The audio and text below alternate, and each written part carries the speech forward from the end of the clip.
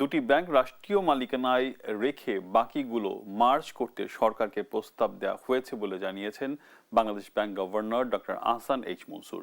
তার মতে ব্যাংক খাতে সুশাসন নিশ্চিত করতে হলে 10 থেকে 15টি ব্যাংকই যথেষ্ট। এছাড়া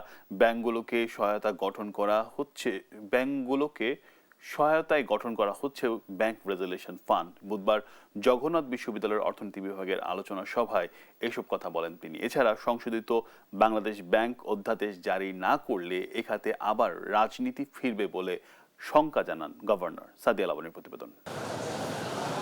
দেশের অর্থনীতিতে প্রয়োজনীয় না হলেও আওয়ামী সরকারের 1.5 দশকে বাছবিচার ছাড়াই অনুমোদন দেয়া হয় ডজনের বেশি বেসরকারি ব্যাংক।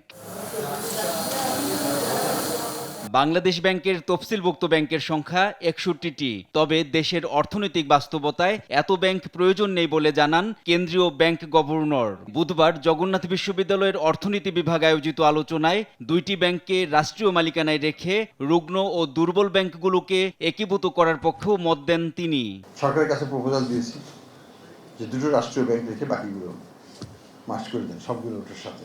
কিন্তু আমাদের 15টা ব্যাংক হতো বা 20টা ব্যাংক হতো, আমাদের অ্যাডমিনিস্ট্রেটিভ বার্ডেনটা অনেক কমে যেত। বাংলাদেশ ব্যাংক এখন স্বাধীনভাবে কাজ করছে বলে জানান গভর্নর। রাজনৈতিক প্রভাব মুক্ত রাখতে সংশোধিত বাংলাদেশ ব্যাংক অধ্যাদেশ অনুমোদনের তাগিদ দেন তিনি। এখানে আমরা শুধু যে ব্যাংকগুলোকে রেজলিউশনের দিকে নিচ্ছি তা নয়, আমরা নন ব্যাংকগুলোকে রেজলিউশনে নিচ্ছি। গেল 1.5 দশকে ব্যাংক খাত থেকে শুধু পরিবারতন্ত্রের মাধ্যমে বেরিয়ে গেছে 20 থেকে 25 বিলিয়ন ডলার। মাল্টিপল ব্যাংক, অনেক ব্যাংক একটা পরিবার কন্ট্রোল করে এবং সেখান থেকে তারা নির্দ্বিধায় লক্ষ লক্ষ কোটি টাকা নিয়ে যায়। No question asked.